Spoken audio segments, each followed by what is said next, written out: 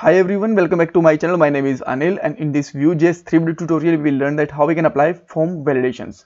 So in this video we will continue our last video, because in last two videos we created a simple form, then we created a complex form, and we can take that form for apply the validations. Otherwise that video can be around 30 minutes or 40 minutes, because we have to define all these fields and get data and all.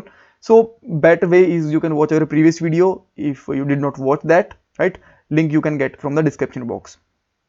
So now let's start with another point. We will add a error property, right?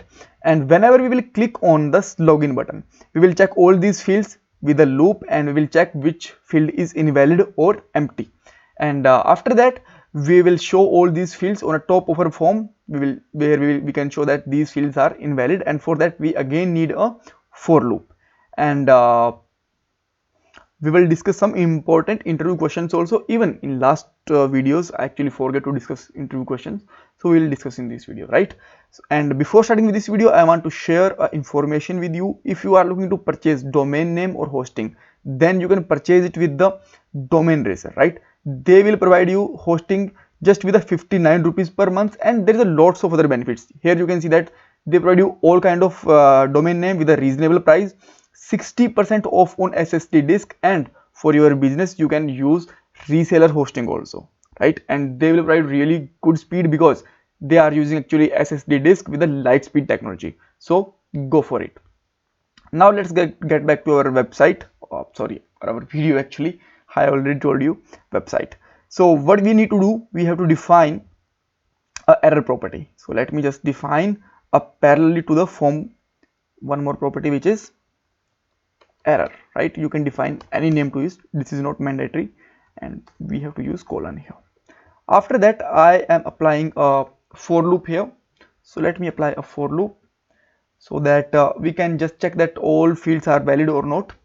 So just put here this dot form, and we will put here basically, actually sorry, we don't need to use that. We can simply take a const for a moment, because we are using for in loop, and take a item in this dot form. After that what we can do here, we can check if this dot form and its field name, which is coming inside our loop, which is item, is equal to empty, or this dot form field, it can be like a technology, and if its length is 0, then still this condition should be true. And I will show you that what we are going to do in this video, in this condition, right? Dot equal to 0, or you can use even triple equal to. Then we can use here this dot error dot push item, right? And at the last we will also check here if this dot error dot length equal to 0, then we can make an alert like data has been submitted, right? Let me make it formatted.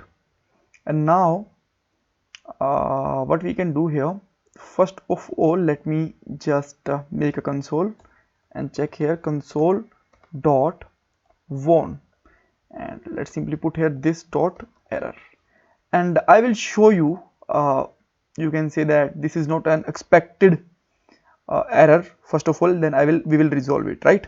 So whenever you will click on it, you can find that our all fields are invalid, even all 5 fields are like email, password, everything is invalid, right? But whenever I will click on it again, then you can see that now it's showing me 10 fields, 0 to 9, 10 fields. Whenever I'm clicking it again, it's showing me 15 fields. So why it's showing me more fields? The reason is because it will always just push the data in its field. So what we can do here, simply we can just put here this dot error equal to blank before it will just starting with this loop, and now you will find that this is working fine and showing every time only 4 fields, right? And if you want to just show it in a better way, then you can just get it from outside the for loop, right? Like this. And we also need to just get this field from outside this, you can say from loop. And again let's try, let me just clear it, and now it will just printing only one console here. So let me just fill all these fields like anil@test.com, password is like 123, country is like India, and we can select here gender and technologies and all. Now you can see that data has been submitted. This is working fine. So if I just removed any field, now you can see that there is a no you can say alert, and we have one invalid field. So if I just remove the password, then you can see that we have two invalid field. So now I want to show these invalid fields here. So how we can show them? Come back here, and I don't need this you can say JSON data, so I'm just removing it, right? So let me refresh it, and you will find that there is a no JSON data for a moment. It will just showing again.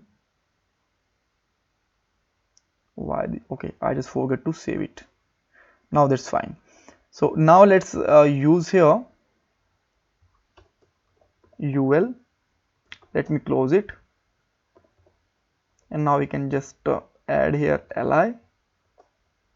Let me close li also,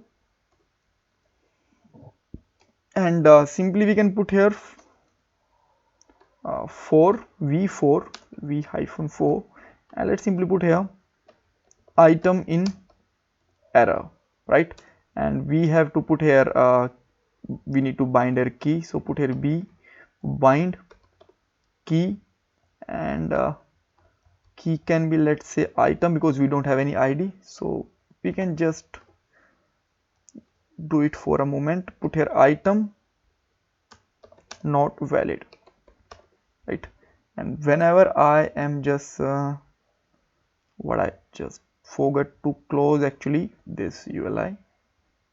Now whenever I'm just clicking on it, now you can see that we got email is not valid, password is not valid, country, gender, and everything is not valid. So let me select here gender, and now you can see that we have one error low. Great. This is working fine. So if I just put here email also like anil@test.com, or password is like 123, and now you can see that data has been successfully, everything is working fine. And whenever I'll just put here invalid field 1, then technology is invalid, this is showing error.